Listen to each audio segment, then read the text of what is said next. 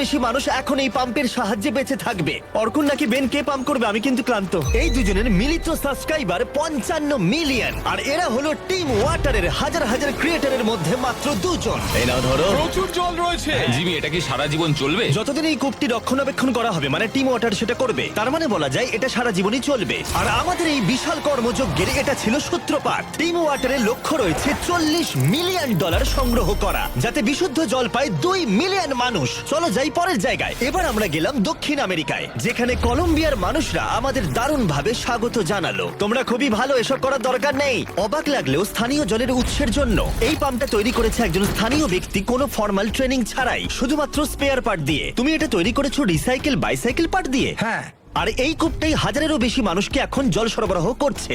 হ্যাঁ। ও মাই গড! এই পাইপ দিয়ে বেরোনো জল এই সমস্ত মানুষগুলো পান করে থাকে। খালি চোখে দেখলে খুব একটা খারাপ দেখাচ্ছে না, কিন্তু আসলে ভিতরে ময়লা আছে, এবং তার চেয়েও বেশি গুরুত্বপূর্ণ ব্যাকটেরিয়া আছে, যেটা সবাইকে ক্রমাগত অসুস্থ করে তুলছে। তাই ক্রিস্টো বাইসাইকেল পার্ট দিয়ে যে কূপটা বানিয়েছে তার ঠিক পাশেই আমরা এই বিশাল বড় ওয়াটার ফিল্ট্রেশন সিস্টেমটা বানিয়েছি। এতে জল 3টে স্টেজে ফিল্টার করা হয়। প্রথমটাই বালি, ধুলো এবং অন্য কণা রিমুভ করা হয়। তারপর এখানে ব্যাকটেরিয়া এবং স্মল পার্টিকেল রিমুভ করা হয়। তারপর এখানে এসে জলের মধ্যে থাকা লবণ অপসারিত হয়, যাতে এই পাইপের মধ্য দিয়ে বিশুদ্ধ জল পাওয়া যায়। তাই এই ফিল্ট্রেশন সিস্টেম দিয়ে বেরোনো প্রথম জল যদি কেউ পাওয়ার যোগ্য হয়ে থাকে, সে হলো ক্রিস্টো। টেস্ট করে দেখো। আরে ওকে দেখো একবার, ও এক নিঃশ্বাসে পান করছে। জলটা খুবই মিষ্টি। তোমার ভালো লেগেছে? ভালো তো? দারুণ। আরে থ্যাংক ইউ।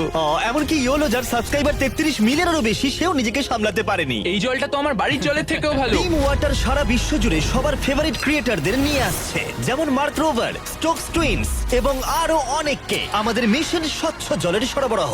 অসংখ্য মানুষের যা প্রাথমিক অধিকার। আমরা তৈরি করেছি এই বিশাল ওয়াটার স্টোরেজ কন্টেনার, যা ধারণ করতে পারবে 20,000 বোতল জল। আর যেহেতু আমরা রিসাইকেল যোগ্য প্রচুর বোতল এনেছি, তাই আমরা সবার সাথে বিশুদ্ধ পানীয় জল ভাগ করে নিতে দেরি করলাম না। এই নাও, তোমাদের সকলের জন্য জল রয়েছে। দুর্ভাগ্যবশত গোটা বিশ্বজুড়ে প্রতি 10 জনের মধ্যে একজন বিশুদ্ধ পানীয় জল পায় না। তাই তোমাদের সাহায্য দরকার $40 মিলিয়ন সংগ্রহ করতে, যার মধ্যে প্রতি $1 গড়ে একজন মানুষকে গোটা বছর বিশুদ্ধ পানীয় জল সরবরাহ করবে। এই ফিল্ট্রেশন সিস্টেমকে বিদ্যুৎ সরবরাহ করতে আমরা একটা সোলার ফার্ম ইনস্টল করেছি, কিন্তু আমরা এখানেই থামিনি। বাচ্চাদের জন্য একটা স্পেশাল সারপ্রাইজ রয়েছে। এটা তোমাদের নতুন খেলার মাঠ। খেলার মাঠ দেখে ওরা এতটাই এক্সাইটেড যে জলের কথা ভুলে গেছে। তারপর আমরা গেলাম এখানকার একটা ক্লিন ওয়াটার প্রজেক্ট দেখতে, যেখানে 100-এরও বেশি বাচ্চা স্কুলে আসে শুধু বিশুদ্ধ পানীয় জল পেতে। এই না ধরো। ভালো লাগছে তো?